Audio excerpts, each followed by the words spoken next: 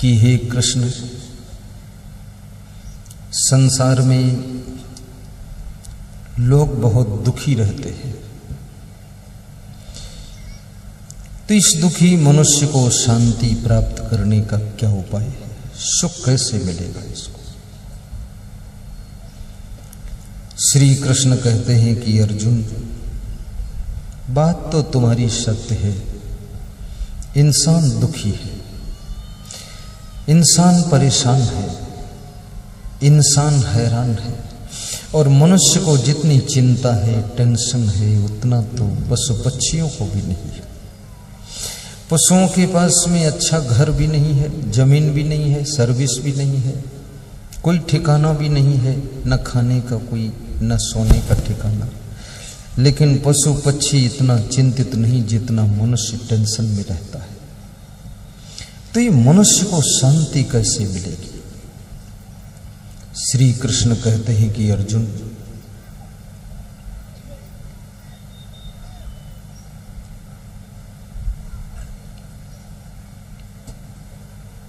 नास्ति बुद्धि अयुक्तस्य न च अयुक्तस्य भावना न च अभावयतः शांति अशांतस्य कुतः सुखम शक्नोति है यह सोढ़ों प्राक शरीर विमोक्षणात् काम क्रोधोद्भवम बेगम सहयुक्त स सुखी नरा। श्री कृष्ण एक बहुत बड़े वक्ता भी है, बहुत बुद्धिमान भी है, और राजनीति का भी उनको बहुत ज्ञान है, और बहुत बड़ा उनके पास में साहस भी है, त्याग भी है, संयम भी है, और श्री कृष्ण के पास में नम्रता भी बहुत है। ऐसे कोई सामान्य व्यक्ति थोड़े भगवान बन जाता है। जो गुणों का गुलदस्ता है वही तो भगवान बनता है। सीधे बैठ जाए, ध्यान एकाग्र करें, मुखमंडल पर प्रसन्नता बना ले।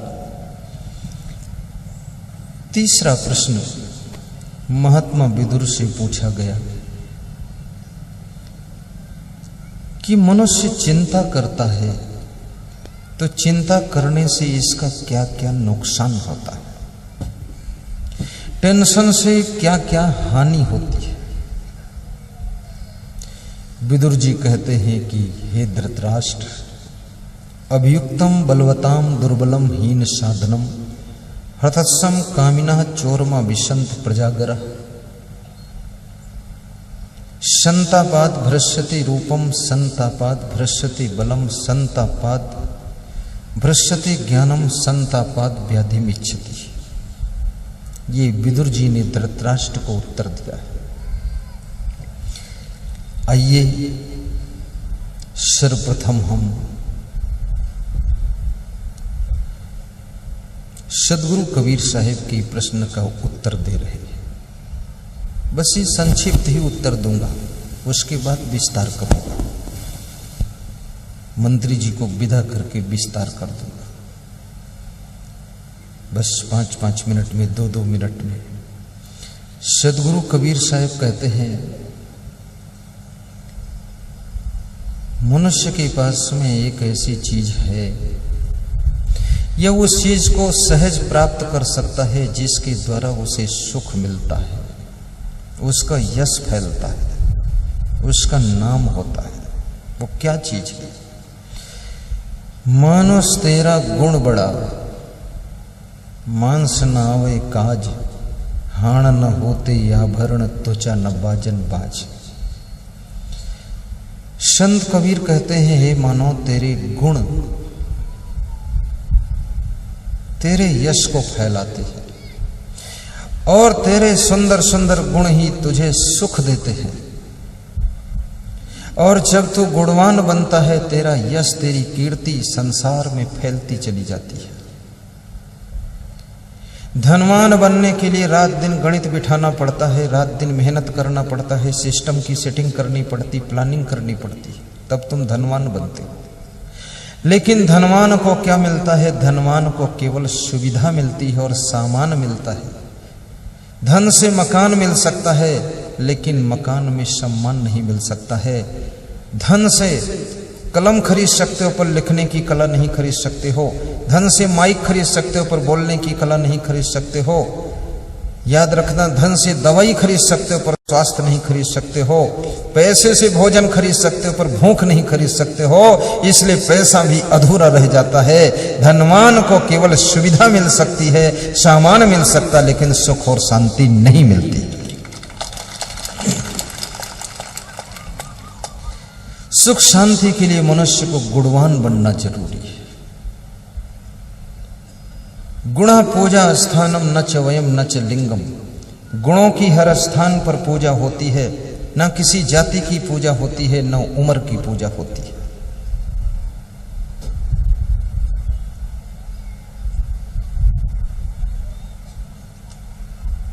इसलिए कबीर साहब कहते हैं गुणवान बनो। और सबसे पहले मनुष्य के अंदर प्रेम का गुण होना चाहिए। चाणक्य ने बहुत अच्छी बात कही है कि जितने लोगों को तुम सुबह से लेकर के शाम तक मिलते हो, वे कैसे खुश होते हैं। सर्वे तुष्यंत जंतवा प्रिय वाक्य प्रदानेन सर्वे तुष्यंत जंतवा तस्मात् देव वक्तव्यम वचने किम दरिद्रता। प्रेम से बोलने से सभी जीव संतुष्ट होते हैं, प्रसन्न होते हैं, खुश हो जाते हैं। तो प्रेम से बोलने में क्या दरिद्रता है, इसमें तुम्हारा क्या खर्चा होता है। प्रेम से बोलने में कुछ खर्च तो नहीं होता है, लेकिन अगले आदमी का दिल तृप्त हो जाता है। कबीर साहब ने प्रेम का महत्व बहुत बताया है कि प्रेम पाट का चोलना पहिर कबीरू नाच, पानी पे दिन हो तास को जो तनमन बोले साच। प्रेम रूपी कपड़ा पहन करके सुबह से लेकर के शाम तक नाचते रहो। कबीर ने कहा है कि नाचना शुरू करो। नाचने का अर्थ ये नहीं कमर हिलाना, टांग हिलाना, ऊपर कूदना, हाथ फेंकना, ये नाचना कबीर का अर्थ नहीं है। कबीर कहते हैं सुबह से लेकर के शाम तक जो भी तुम काम करते हो, गाड़ी चलाते हो तो उसे प्रेम से चलाओ, गाड़ी धोते हो तो प्रेम से धो, भोजन बनाते हो किचन में तो प्रेम से बनाओ, और किसी की सेवा करते हो तो प्रेम से सेवा करो, झाड़ू भी लगाओ तो प्रेम से झाड़ू लगाओ। अगर प्रेम से झाड़ू नहीं लगाओगे तो 2 दिन में झाड़ू ही खत्म हो जाएगा, अगले दिन झाड़ू क्या लगाओगे। इसलिए झाड़ू को भी प्रेम चाहिए। कितनी महिलाएं नाराज होती हैं, झाड़ू लगाने की इच्छा नहीं है तो 2-3 दिन में झाड़ू को ही तोड़कर निपटा देती हैं। ऐसा पीट पटक करती हैं, और उनका पति भी देख लेता है तो वही समझ जाता है कि झाड़ू की तो ये दशा किया है और मैं कुछ बोलूंगा तो दुर्दशा कर देगी। वो कोई घबरा जाता, बोलता नहीं।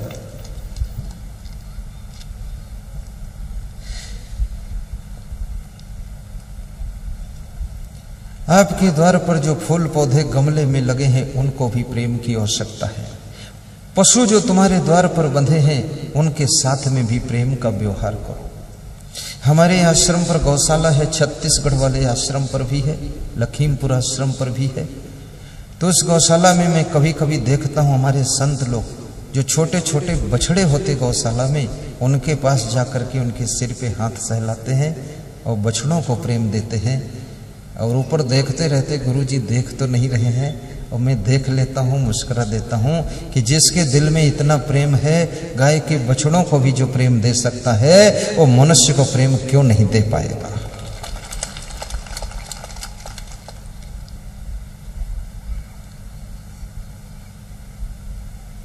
अपनी मां से भी प्रेम का व्यवहार कीजिए, जिसने तुम्हारे शरीर को जन्म दिया।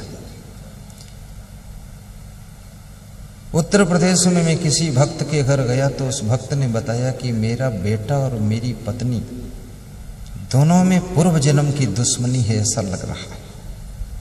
तो बेटे से मैंने पूछा क्या स्थिति है, तो उसने कहा ये मेरी माँ तो बन गई लेकिन पूर्व जन्म की दुश्मन भी है। माँ ने कहा ये बेटा पुत्र तो पैदा हुआ लेकिन ऐसा लगता शत्रु भी पैदा हुआ। अब दोनों में तालमेल बिगड़ा हुआ। आज एक सज्जन पति पत्नी आए तो बोले कि हमारा पति पत्नी में ऐसा संबंध है जैसे कुत्ता और बिल्ली में होता है। मैं सोचता हूं इसको झपट कर काट दूं, ये सोचती इसको झपट कर नोच दूं। तो मैंने थोड़ा समझाना शुरू किया तो उसकी पत्नी रोने लगी टप टप आंसुओं से। तो पति की ओर ध्यान देकर उसको समझाना शुरू किया तो उसके भी आंसू भर गए। हमने कहा हद हो गई, अब किसको समझाऊं, जब दोनों रोने लग जाएंगे तो समझाने वाला भी चुप हो जाएगा कि इतने ठीक है, ज्यादा समझाओगे कुछ और खतरा हो सकता है। समझाने में भी खतरा है। समझाने वालों को इतना समझ लेना चाहिए कि जिसको समझाने गए हो उसके मन को रीडिंग करो, उसकी स्थिति की रीडिंग करो, उसके फेस को रीडिंग करो, तब समझाओ। अंधाधुंध झोंकते मत चले जाओ, नहीं जिसको समझाने गए वो और घायल होता चला जाएगा, और समझाने गए थे तुम लेकिन उलझाने का काम हो जाएगा। बड़ी विचित्र दशा है। और समझाना बहुत कठिन होता है, और समझाने से ज्यादा कठिन है खुद समझ पाना। समझना समझाना ये दोनों बड़ी साधना है। कोई तुमको समझा रहा है, तुम समझ कहां पाते हो। रावण को कुंभकर्ण ने समझाया, रावण को मंदोदरी ने भी समझाया, रावण को विभीषण ने समझाया तो विभीषण ने सीधे ज्यादा ही समझाया तो वो लात खा गए, लुढ़का दिए गए, भगा दिए गए। समझाने में भी सावधान रहो, अन्यथा लात भी मिल सकती है, घूसा सब कुछ हो सकता है। और कुंभकर्ण को भी रावण ने डांटा, हे कुंभकर्ण मैं रावण हूं, समझाओ मत। मंदोदरी को डांटा कि चुप मैं रावण हूं, तो मंदोदरी ने कहा कि मैं कब कहती हूं तुम राम हो, रावण हो इसीलिए समझाना पड़ रहा है, राम होते तो समझाने की जरूरत ही नहीं पड़ती। रावण को अंगद भी समझाने के लिए गए और रावण को हनुमान जी समझाने के लिए गए। अंगद गए तो रावण उठकर टांग पकड़कर उनको पटकना चाहा। इसलिए समझाने वाले भी सावधान रहने, पटके भी जाओगे। और हनुमान जी समझाने गए तो उनके पूंछ में आग ही लगा दिया। अब सोचो, अब ऐसी कंडीशन तैयार हो जाए तो समझाने को कौन हिम्मत करेगा। अब आजकल लोगों के तो पूंछ भी नहीं तो आग कहां लगेगी, पूरे देह में आग लग जाएगी।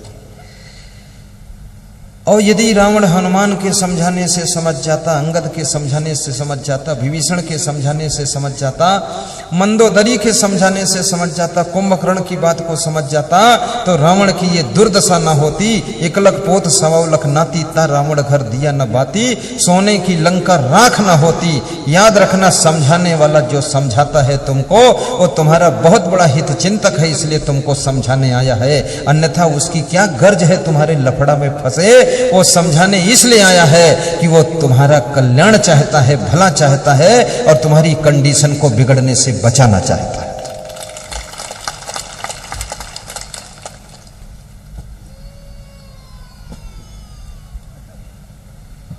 इसलिए कभी तुम्हारा पति समझाए तो भी समझ जाना। कभी कभी सास बहू में तकरार हो जाती है तो पति बीच में समझाने के लिए खड़ा होता है। और पति एक ऐसा व्यक्ति है जो बड़ी ऐंचा खैंची में फंसा रहता है। जब पत्नी को समझाता है तो वो कहती है तुम अपनी माँ के ही गुलाम अभी हो, हमारे लिए तुमने क्या किया, तुम्हारे लिए मैंने घर छोड़ दिया, माँ बाप को छोड़ दिया, भाई बहन छोड़ दिया, गांव जिला छोड़ दिया, और तुम एक छोटी सी माँ को नहीं छोड़ पाए, उसी के पक्ष में पड़े हो। और जब माँ को समझाता है तो माँ कहती है अरे तुम अपनी तिरिया के गुलाम बन गए, इसके दास बन गए क्या, मैंने पैदा किया नहीं, तुम आते ही नहीं बाहर दुनिया में, और तुम इसके लफड़े में कहां फंस गए। अब वो पति एक ऐसा व्यक्ति है बीच में फंसा हुआ है। माँ की तरफ बोले तो पत्नी भी उसको ठुकराती है, और पत्नी की तरफ बोले तो माँ धक्का मारती है। तो पति जो है माथे पर हाथ धर के बैठ जाता है। याद रखना, जिन्होंने जहर पिया था वो तो महादेव कहलाए थे, पूरा जहर पी लिया था। और जो थोड़ा जहर और थोड़ा अमृत पीता है उसका नाम ही पति देव होता है, उसी का नाम पति देव होता है। दोनों पीना पड़ेगा। और जिंदगी में गम का जहर जिसको पीना आ गया, जिंदगी में गम का जहर जिसको पीना आ गया, सच पूछो इस जहां में उसको जीना आ गया, इस जहां में उसको जीना आ गया। संघर्ष कितने भी प्रबल तुम्हारे सामने आ जाएं, समस्याएं हिमालय का रूप लेकर के खड़ी हो जाएं, लेकिन याद रखना तुम्हारे मनोबल और आत्म बल से बड़ी न कोई समस्या होती है, न इससे बड़ा कोई संघर्ष होता है। आत्म बल के सामने सारे संघर्ष विराम ले लेते हैं और मनोबल के सामने सारी समस्याओं का समाधान निकल आता है। बुद्धि बल के सामने हार भी जीत में बदल जाती है। इसलिए कभी घबराया ना करो, हिम्मत हिकमत से काम कर लिया करो। वह शहर शहर नहीं जिसमें गंदगी साफ करने के लिए नाली ना हो, वह मकान मकान नहीं जिसमें अतिथि के लिए एक दो कमरा खाली ना हो, और वह ट्रैक्टर ट्रैक्टर नहीं जिसके पीछे सामान ढोने के लिए ट्राली ना हो, और वह ससुराल ससुराल नहीं जिसमें शाला और शाली ना हो, और वह सभा सभा नहीं जिसमें जोरदार ताली ना हो, जोरदार ताली ना हो। आपकी तालियां ऐसे बजती लगता शमशान घाट में आए। आपको याद नहीं है कि तुम जिंदा हो, और ये भी याद नहीं है जिंदगी जीने की कला सीखने आए हो। हंसते हंसते इस कला को सीखो, ताली बजा करके सीखो, मस्ती से सीखो, आनंद मगन होकर सीखो।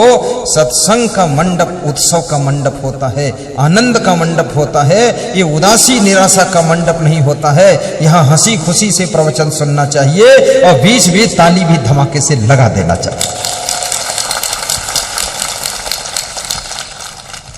और आप जिस तरह से ढीले ढाले बैठते ना, इसमें हमको भी नींद आ जाएगी और श्री शिवपाल सिंह भी सो जाएंगे, हम दोनों सो जाएंगे, जागेगा कौन? थोड़ा दमदार ताली बजाया करो।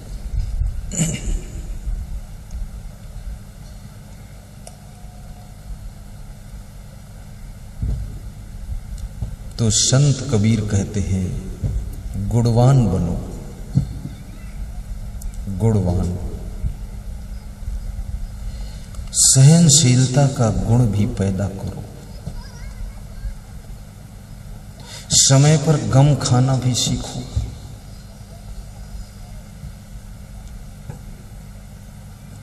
भगवान श्री राम को परशुराम ने कितनी गालियां जनकपुर में दिया था, राम ने सह लिया था।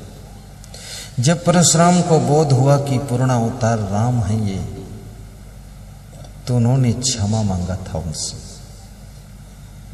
अनुचित वचन कहूं अज्ञाता, क्षमा क्षमा मंदिर दोभराता। राम की सहनशीलता ने उनको पूर्ण अवतार बनाया था। नम्रता का भी गुण धारण करो, झुकना भी सीखो।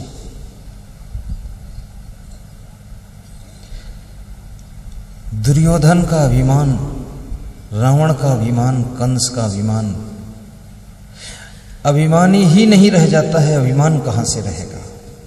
इसलिए मैं निवेदन करूंगा, विनम्रता तुम्हारा आभूषण है, सरलता तुम्हारी शोभा है।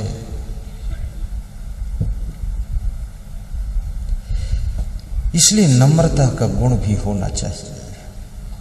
भगवान श्री कृष्ण में कितनी नम्रता थी, सुदामा के भी चरण धो लिए। और जब उन्होंने सुना कि सुदामा हमारे द्वार पर खड़े हैं, तो कृष्ण नंगे पांव दौड़ जाते। सुनते ही दौड़े चले आए मोहन, लगाया सुदामा को गले से है मोहन। हुआ रुक्मणी को बड़ा ही अचंभा, ये मेहमान कैसा अजीब आ गया है। पत्नियों को बड़ा अचंभा हो जाता है, जब तुम किसी को ज्यादा प्रेम करते हो तो उनको अचंभा होता है कि मेरे से भी ज्यादा किसी को मानते हैं क्या। एक पति बड़ा चतुर था, वो अपनी पत्नी से हर 7-8 दिन बाद कहता था, मैं तुमको बहुत मानता हूं। तो उसकी पत्नी ने पूछा, कितना मानते हो? अरे बोले, इतना मानता हूं कि तुम मेरी जान हो। तो उसकी पत्नी बहुत खुश होती थी कि मैं इसकी जान हूं, जब चाहूंगी तो जान खींच दूंगी।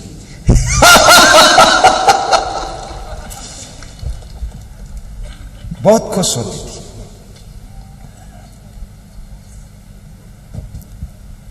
एक महीने बाद पत्नी ने पूछा कि आप मुझको इतना मानते हो,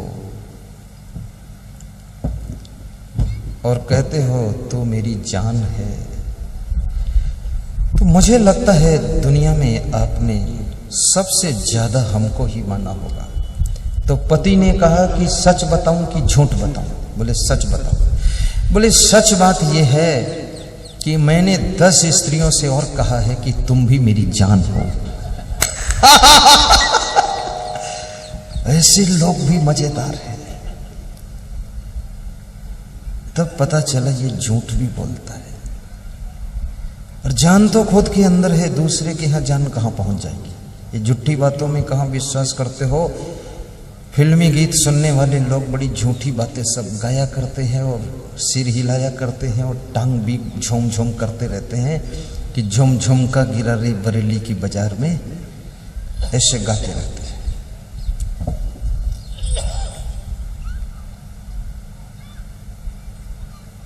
फिल्मी गीतों के चक्कर में भी मत पड़ना और सत्संग का लाभ लेना।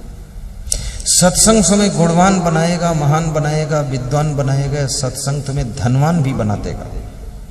सत्संग तुम्हें बुद्धिमान बनाएगा, विवेकवान, विचारवान, चरित्रवान बनाएगा। और याद रखना, जब तुम धनवान बनते हो सुविधा मिलती है, गुणवान बनते हो तुम्हारा यश फैलता, सुख मिलता है, और विचारवान बनते हो तो तुमको शांति भी मिलती है, और विवेकवान वैराग्यवान बनते हो तो मोक्ष की प्राप्ति होती है। जब चरित्रवान बनते हो तो दुनिया में तुम्हारा सम्मान होता है। इसलिए चरित्रवान भी बनो, गुणवान भी बनो, महान भी बनो, और साथ साथ में विवेकवान, विचारवान भी बनो, ताकि जिंदगी में शांति रहे और जिंदगी पूरी होने के बाद मोक्ष भी प्राप्त।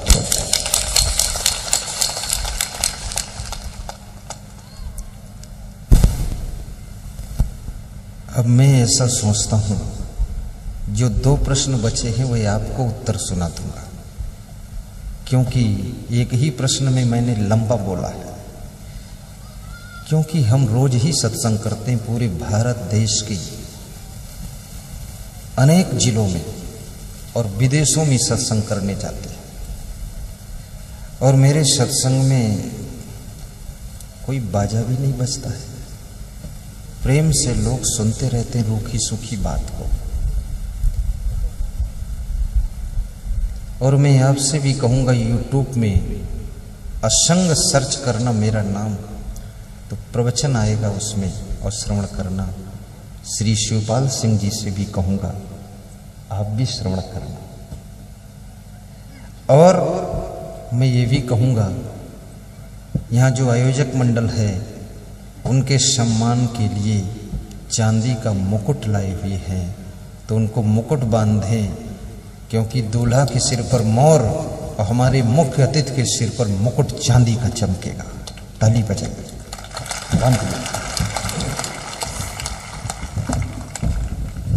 ये भूरी सिंह जी, आगे से हट जाना ताकि वीडियो में फोटो आए। हरि चरण नाम, क्या नाम है?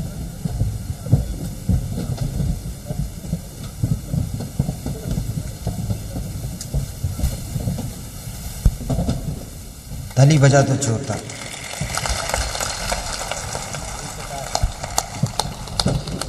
और उनको माइक दें, उनके साथीगण कृपया पीछे बढ़ जाएं, सब बैठ जाएं, और 2 मधुर शब्दों के द्वारा श्रोताओं के दिलों में प्रवेश करेंगे।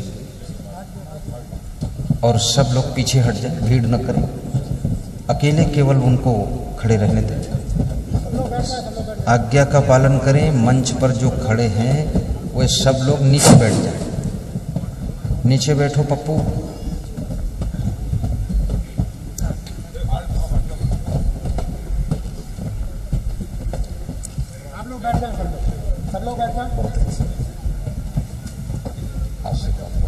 आज के कोई खड़ा नहीं रहेगा, बैठ जाओ। इस सत्संग की पूर्ण आहुति के अवसर पर श्रद्धेय असंग देव जी, आयोजक भूरे सिंह जी, और यहाँ उपस्थित सभी संतगण और यहाँ उपस्थित सभी भक्तगण माताएं, बहनों, पत्रकार बंधुओं, हमें बहुत प्रसन्नता है कि मुझे भी इस सत्संग में आने का अवसर प्राप्त हुआ है।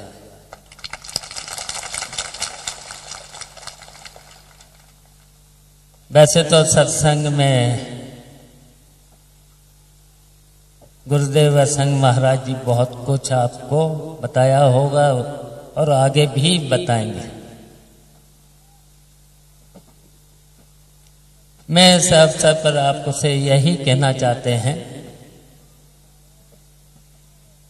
मनुष्य का जीवन बड़े पुण्य करने के बाद ही प्राप्त होता है। क्या बात, क्या बात। इस दुनिया में बहुत से जीव जंतु हैं, पशु हैं, लेकिन मनुष्य का जीवन क्यों मिला है, ये तो अभी गुरुदेव जी बताएंगे। और मनुष्य के साथ साथ बहुत से महापुरुष भी इस दुनिया में पैदा हुए हैं। बहुत से महापुरुषों ने इस दुनिया में अवतार लिया है। जैसा कि अभी गुरुदेव जी ने बताया है, इस दुनिया में मर्यादा पुरुषोत्तम भगवान भी पैदा हुए हैं।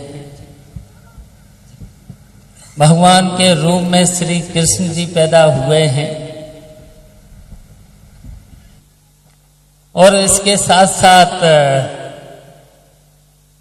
जहां भगवान राम भी पैदा हुए, वहां पर महाज्ञानी रावण भी पैदा हुए।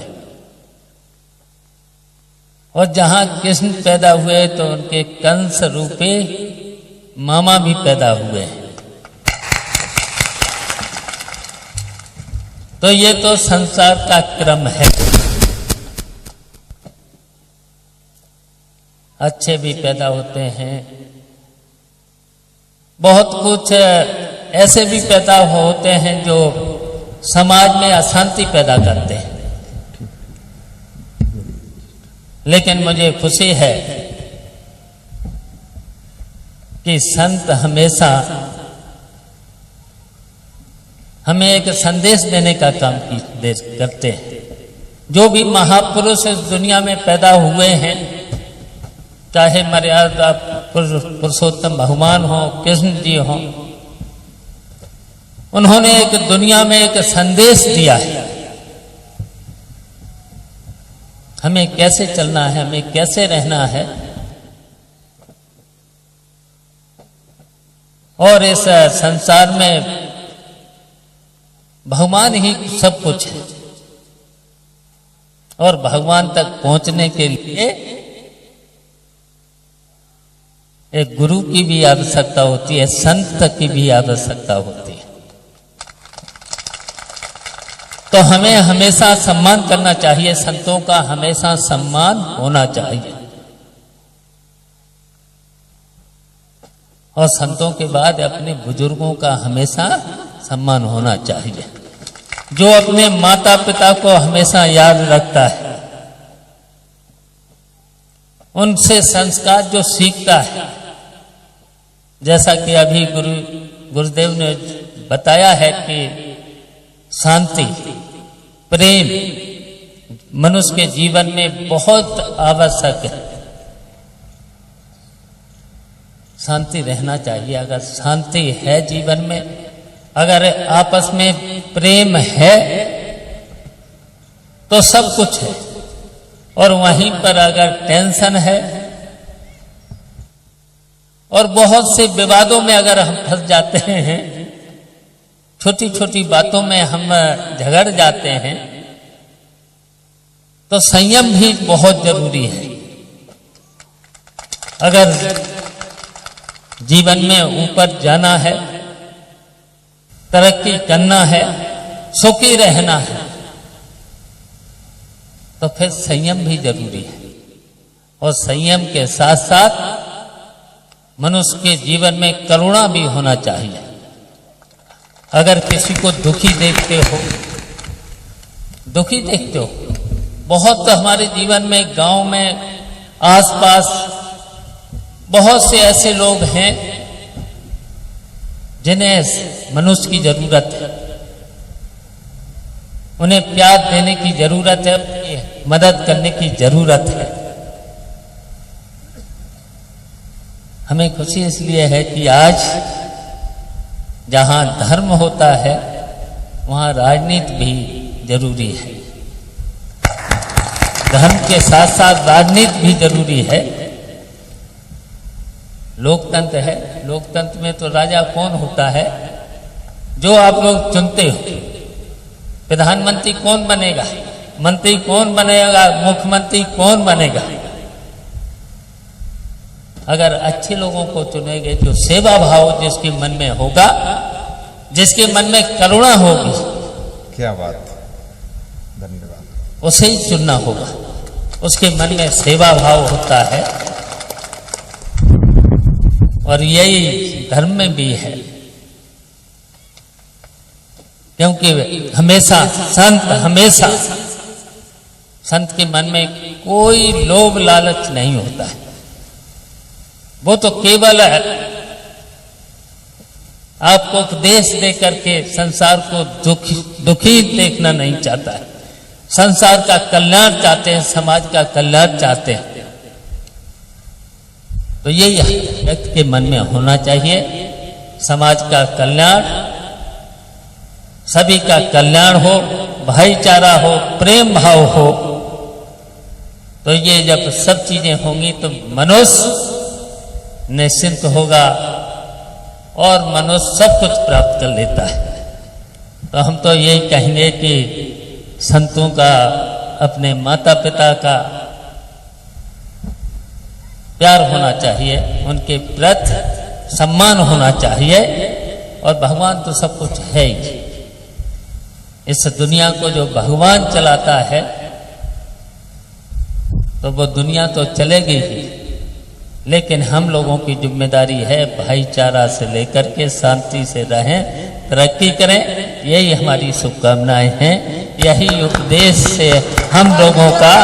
और इस सत्संग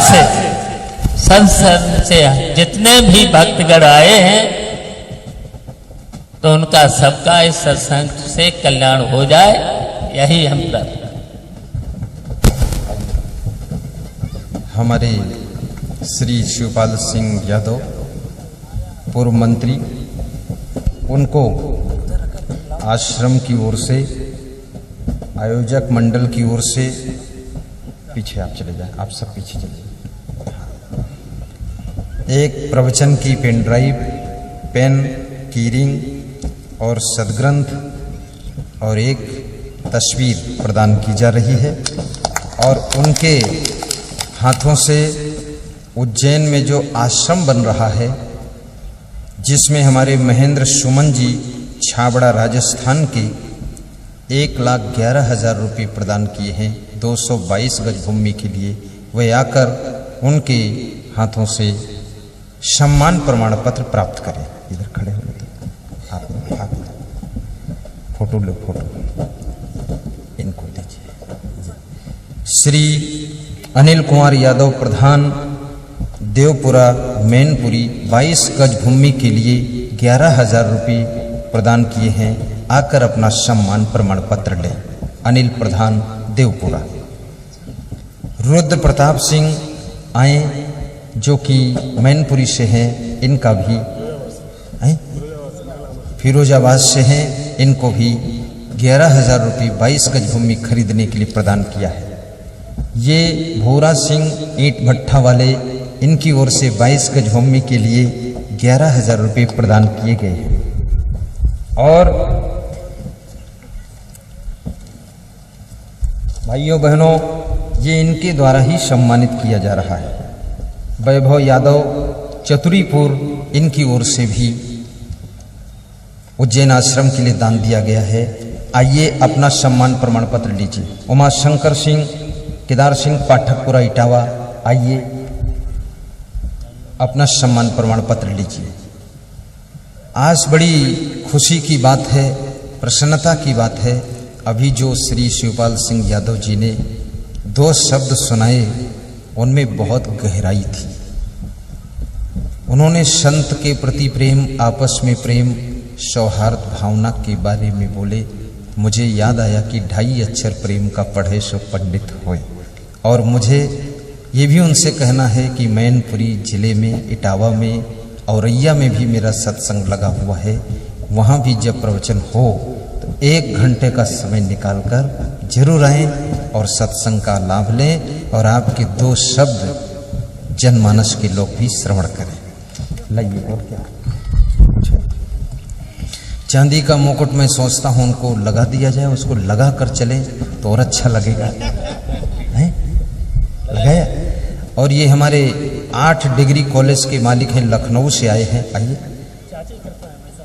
ये इन्होंने जो है बड़ा प्रयास किया है आपको लाने में इनको, और इनके लिए बता रहे हैं शिवपाल सिंह कमाते बहुत हैं पर खर्च नहीं करते हैं, तो इनको खर्च करने का रास्ता बताता हूं। लखनऊ राजधानी में एक मेरा बड़ा सत्संग करा दो और उसमें शिवपाल सिंह को मुख्य अतिथि बना दो, ठीक।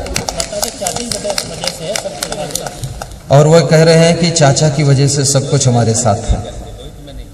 उन्होंने चाचा बताते हैं, हमने बहुत कहा खर्च करो तो खर्च नहीं करते, तो अब इनका सत्संग में खर्च होगा। नाम क्या है? नाम अपना हर प्रकाश सिंह यादव है, भगवंतपुर वाले।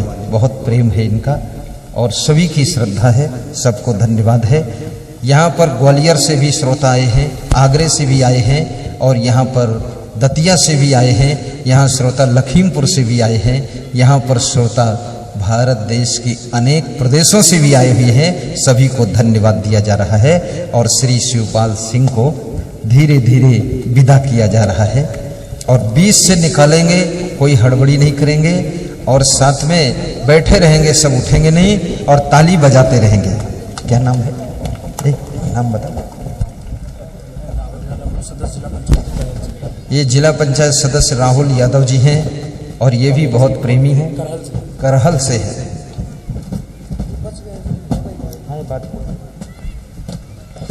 ताली बजा दीजिए, सब लोग ताली बजाते रहिए। जब मंडप से बाहर निकल जाए तब ताली बंद करना।